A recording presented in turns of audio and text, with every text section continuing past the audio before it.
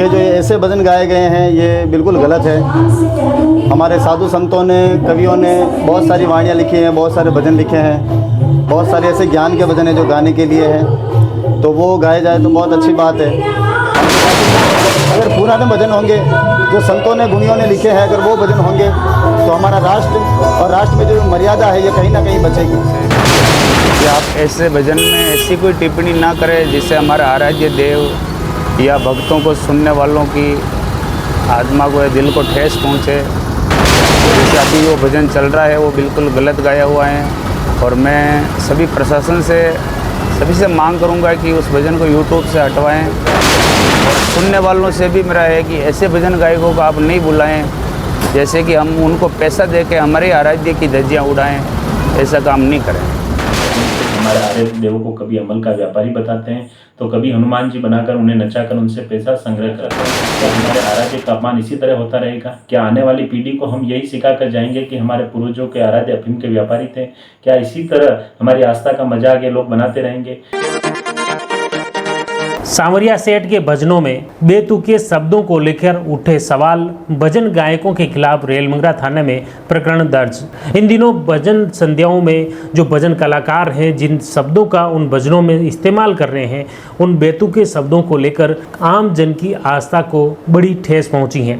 इसी को लेकर रेलमंगरा थाने में कतिपय भजन गायकों के खिलाफ व ऐसे यूट्यूब व सोशल मीडिया प्लेटफॉर्म के चैनल संचालकों के विरुद्ध रिपोर्ट दी है। इसमें मांग की गई है कि ऐसे बेतुके भजन सोशल मीडिया से हटने चाहिए, क्योंकि आने वाली पीढ़ी पर इन भजनों का बुरा असर पड़ रहा है, बुरा प्रभाव पड़ रहा है। क्योंकि किसी भजनों में आराध्य देव श्री सांवरिया सेठ को कहीं न कहीं ऐसे शब्दों से इस्तेमाल किया गया है। कहीं 2 नंबरी उन्हें बताया गया है, कहीं उन्हें व्यापारी बताया गया है, और कहीं उन्हें चोर की श्रेणी में उन्हें शामिल किया गया है। 2 नंबर के कामकाज का व्यापारी उन्हें बताया गया है। इससे कहीं न कहीं आस्था को बड़ी ठेस पहुंची है।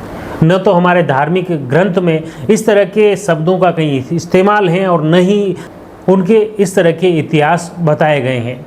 फिर ये भजन गायक या भजन लिखने वाले ने ऐसे शब्दों का इस्तेमाल क्यों किया? इस तरह के भजनों से न सिर्फ आस्था को ठेस पहुंच रही है, बल्कि आने वाली जो पीढ़ी है जो ऐसे भजनों को सुनते हैं, कहीं न कहीं उसमें नशे की प्रवृत्ति भी बढ़ती हैं, कहीं न कहीं अनैतिक गतिविधियां इससे बढ़ती हैं।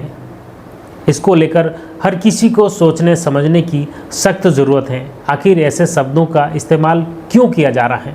भजनों में जहाँ भजन संध्या का मतलब ही उसमें भजन कीर्तन करना है, उसमें इस तरह के शब्दों का इस्तेमाल क्यों किया जाने लगा है? क्या ये सस्ती लोकप्रियता के लिए ऐसा किया जा रहा है? क्या भजन गायन सिर्फ एक व्यापार व्यवसाय बन गया है? भजन के प्रति आम जन की जो आस्था है उसके साथ खिलवाड़ नहीं होना चाहिए। इसमें चाहे गायक हो, कलाकार हो, आम जन हो, या चाहे सोशल मीडिया प्लेटफॉर्म पर इस तरह के भजन अपलोड करने वाले, सबको धार्मिक आस्था का ख्याल रखना पड़ेगा। तभी इस तरह की घटनाएं रुकेगी, तभी इस तरह के भजन रुकेंगे, और तभी आम जन की आस्था को ठेस नहीं पहुंचेगी। पिछले 10-15 दिनों कर सोशल मीडिया पर कुछ ऐसे ही भजनों को लेकर ट्रेंड चल रहा है। जो भजन सांवरिया सेठ के प्रति गाए गए हैं, उनमें जो आपत्तिजनक शब्द थे, उन शब्दों को लेकर लोगों ने आपत्तियां दर्ज कराई हैं। सोशल मीडिया पर लगातार कमेंट किए जा रहे हैं, और सोशल मीडिया के ज़रिए कहीं न कहीं आम जन को ये आगाह भी किया जा रहा है कि इन भजनों के इस्तेमाल जो हुआ है, इन भजनों में कुछ शब्दों का जो इस्तेमाल हुआ है, उन शब्दों की कहाँ ज़रूरत थी? क्यों ऐसे शब्दों का प्रयोग सांवरिया सेठ के लिए किया गया है? इसी वजह से इसी तरह आहत होकर रेलमंगरा के सादड़ी निवासी प्रहलाद कुमार जोशी ने रेलमंगरा थाने में रिपोर्ट दी है। रेलमंगरा थाना पुलिस द्वारा अभी फिलहाल इन समग्र पहलुओं पर गहन जांच की जा रही है। जोशी ने बताया कि उनके द्वारा जब सोशल मीडिया पर इस तरह के बेतुके भजन जब उन्होंने दिखाई दिए, सुने, तब उन्होंने इसको लेकर भजन गायकों से संपर्क किया, यूट्यूब चैनल संचालकों से संपर्क किया, और इस तरह के भजनों को लेकर हटाने और इस तरह भजन नहीं गाने की बात भी उन्होंने कही। प्रहलाद जोशी का कहना है कि कुछ भजन गायकों ने उन्हें धमकी भी दी, डराया भी था कि तुम ऐसे पचड़े में मत फंसो और इस तरह सवाल मत करो। और इसी से आहत होकर परेशान होकर प्रहलाद जोशी ने रेलमंगरा पुलिस थाने में रिपोर्ट दी।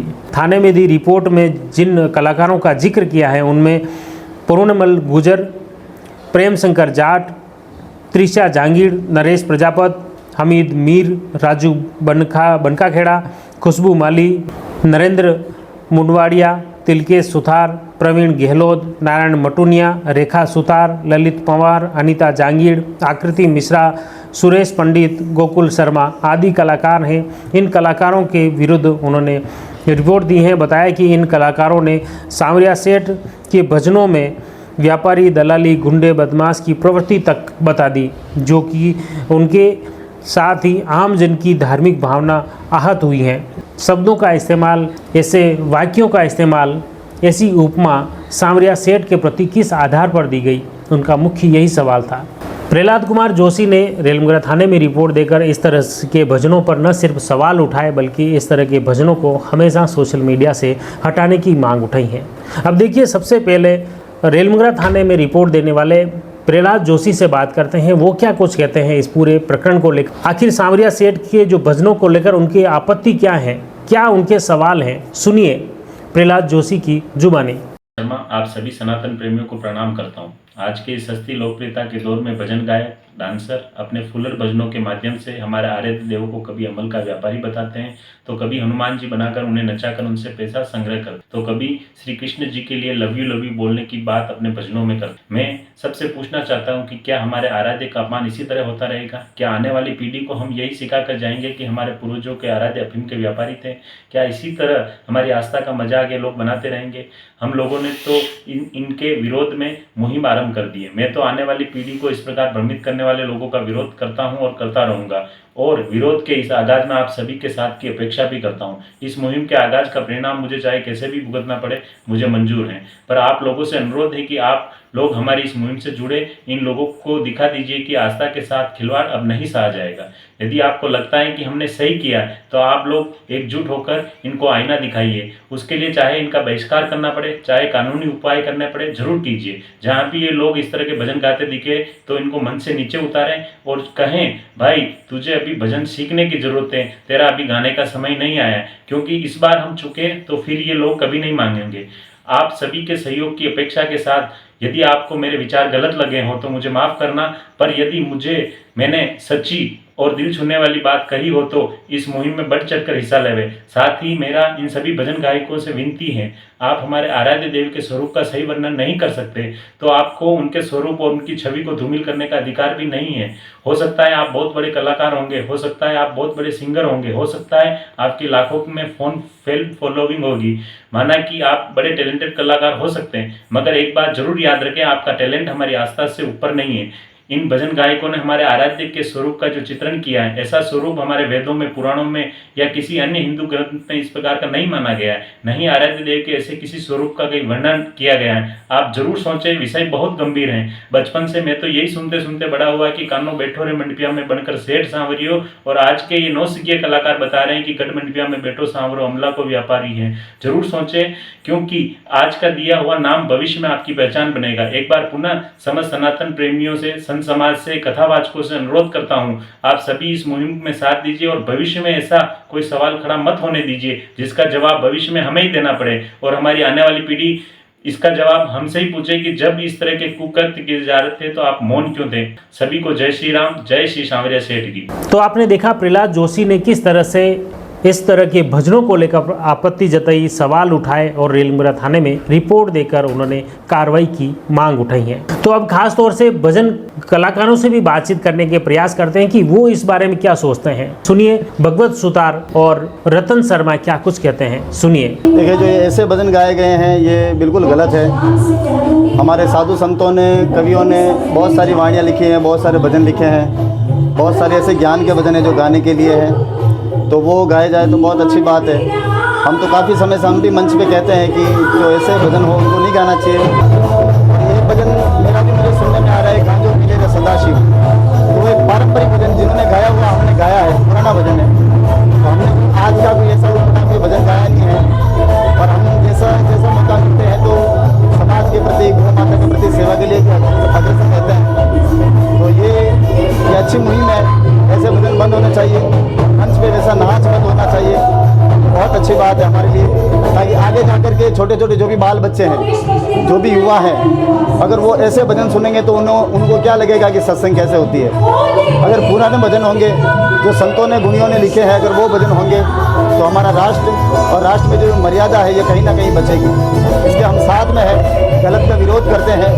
और इसके साथ में ये बात भी है कि मंच पे वैसा वो नाच, अभद्र नाच बंद होना चाहिए और मर्यादा के साथ में सब काम करे तो अच्छा होगा, तभी जाकर के सत्संग जिंदा रहेगी।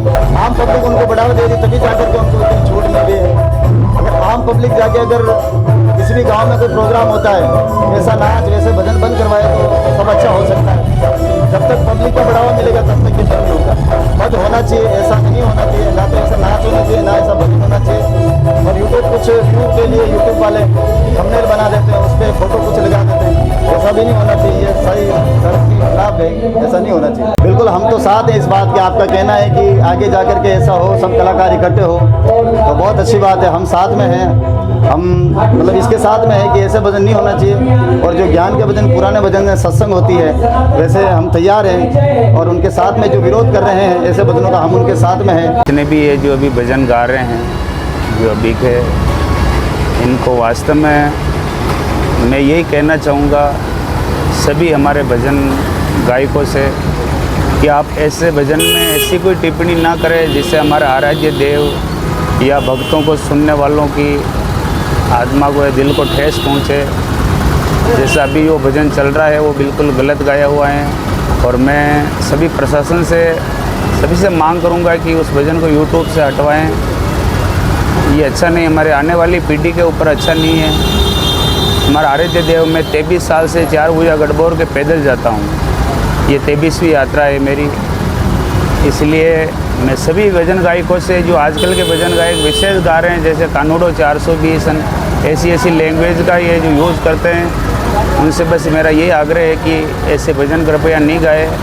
अपने आराध्य देव को ऐसे बदनामी होवे ऐसा काम आप नहीं करें। भजन गाए तो बहुत सारे भजन है, 4 भुजा जी के, सांवलिया जी के, लेकिन ऐसे भजन। मेरा नाम भजन गायक रतन शर्मा है, मैं मुंगाना से हूँ। चल रही है, इसकी कार्रवाई भी चल रही है। सोशल मीडिया पर बहुत सारी पोस्ट है, भाई लोग जो जागरूक है वो कर रहे हैं, लेकिन अभी तक भी गाने वाले गा रहे हैं, नहीं मान रहे हैं। तो उनसे ये ऐसे ही आग्रह है कि ऐसे भजन कृपया करके मत गाएं। और सुनने वालों से भी मेरा है कि ऐसे भजन गायकों को आप नहीं बुलाएं जैसे कि हम उनको पैसा दे के हमारे आराध्य की धज्जियाँ उड़ाएं। ऐसा काम नहीं करें। तो आपने देखा भजन गायकों ने भी इस बात का समर्थन किया और उन्होंने बताया, उन्होंने स्वीकार किया कि वास्तव में इस तरह की भजन संध्याओं में आजकल ऐसे बेतुके शब्दों का इस्तेमाल होने लगा है जो गलत हैं, जो कि आम जन की आस्था के साथ खिलवाड़ हैं। आप भी इस पूरे मामले को लेकर क्या कुछ सोचते हैं कि हमें ज़रूर बताएं, ताकि अन्य लोग भी अवेयर हों। इस तरह के जो भजनों में बेतुके शब्दों का जो इस्तेमाल हो रहा है हमेशा वर्जित होने चाहिए। सबको ये सोचने समझने की सख्त ज़रूरत है कि अपने जो आराध्य देव के जो भजन हैं किस तरह के शब्दों का इस्तेमाल होना चाहिए, चाहे वो भजन गायकी में हो या उसके बाद सोशल मीडिया पर अपलोड करते वक्त भी ऐसे शब्दों का विशेष रूप से ख्याल रखना चाहिए। किस तरह के फ़ोटो का इस्तेमाल किया जा रहा है थंबनेल में, उस थंबनेल के ऊपर क्या शब्दों लिखे जा रहे हैं, उन शब्दों का क्या इफेक्ट पड़ने वाला है समाज पर, को लेकर चिंतन, मनन और मंथन करने की ज़रूरत है। तो जुड़ी रहिए जयवर्धन न्यूज़ के साथ। धन्यवाद।